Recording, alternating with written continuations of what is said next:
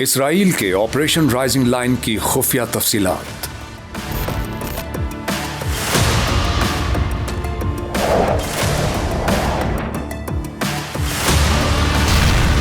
Mossad نے ایران میں خفیہ اڈے کیسے بنائے، ہوش ربا انکشافات۔ اسرائیل کا ایران پر اچانک حملہ، خفیہ تیاری کی معلومات پہلی بار منظر عام پر آ گئیں۔ اسرائیل کی خفیہ ایجنسی نے ایران کے اندر بیس کیمپ کیسے بنائے، خفیہ ایجنٹس کیسے داخل کیے، جدید ڈرونز اور جدید اسلحہ ایران کے اندر کیسے پہنچایا، ذرائع سے سامنے آنے والے ہوش ربا انکشافات۔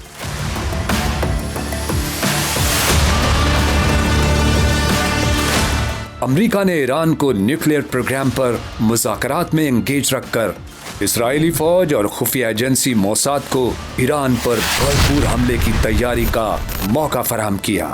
ایران کو سب سے زیادہ نقصان ناقص انٹیلیجنس سے ہوا، جس کی وجہ سے اس کی فوجی قیادت اور اہم ترین ایٹمی سائنسدانوں کا جانی نقصان ہوا۔ اطلاعات کے مطابق ایران پر حملے کے لیے اسرائیل گزشتہ کئی سالوں سے تیاری کر رہا تھا۔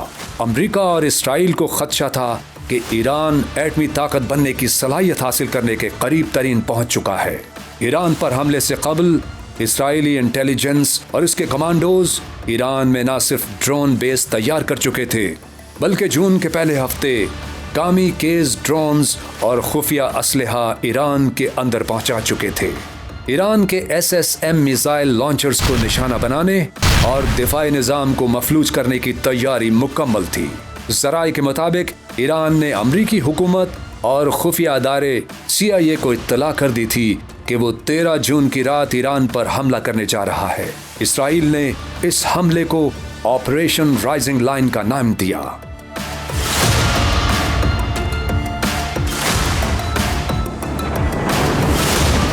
اس حملے کے لیے اسرائیل نے پہلی رات 200 طیارے استعمال کر کے 100 سے زیادہ اہداف کو نشانہ بنایا، جس میں فضائی دفاعی نظام، ballistic missile launchers, IRGC command points اور نیوکلیئر پلانٹس شامل تھے۔ یہ آپریشن اسرائیلی ایئر فورس اور موساد کی مشترکہ کارروائی تھی۔ موساد نے ایران کے خلاف اسے کامیاب ہائبرڈ وارفیئر قرار دیا۔ اسرائیل نے ایران پر حملے میں جدید لڑاکا طیارے F-15، F-16، F-35 استعمال کیے، جبکہ ان طیاروں کے ذریعے ایران پر جو میزائل اور سمارٹ بم داغے گئے ان میں JDAM joint direct attack munition, GBU-39 small diameter bomb, Delilah cruise missile شامل تھے۔ اسرائیلی فوج نے ڈرون سے کامیاب اہداف حاصل کیے، ان میں ہاروپ، ہرمیس 450، ہرمیس 450، ہیرون، لوئٹرنگ میونیشن شامل تھے۔ اس کے علاوہ ایران پر جدید سائبر اٹیک بھی کیا گیا۔ ذرائع کے مطابق اسرائیل نے ایران کے نیوکلیئر پروگرام پر سائبر وائرس اٹیک کیا، جو جدید ترین نظام سٹکس نیٹ کہلاتا ہے، اور خفیہ آلات کے ساتھ ایران کی فوجی قیادت اور ایٹمی سائنسدانوں پر حملے کیے۔ ہر فوجی لیڈر اور سائنسدان کی قیام گاہ پر ایجنٹوں نے خفیہ چپس رکھیں، جس کے سگنل سے اسرائیلی میزائلوں نے ہدف کو نشانہ بنایا۔ ذرائع کے مطابق اسرائیل کی خفیہ ایجنسی موساد نے سب سے پہلے ایران میں سمارٹ بمباری کرنے والے کوڈ کاپٹرز، ڈرونز اور دیگر خفیہ ہتھیار سمگل کیے۔ خفیہ اڈے ایران کے اندر قائم کیے، زیادہ تر بیس کیمپ ایران کے سرحدی علاقوں میں قائم کیے گئے، جہاں سے ایران کے ایئر ڈیفنس سسٹم اور میزائل لانچرز کو نشانہ بنا کر ایران کی دفاعی اور اٹیک کرنے کی طاقت کو پہلے کمزور کیا۔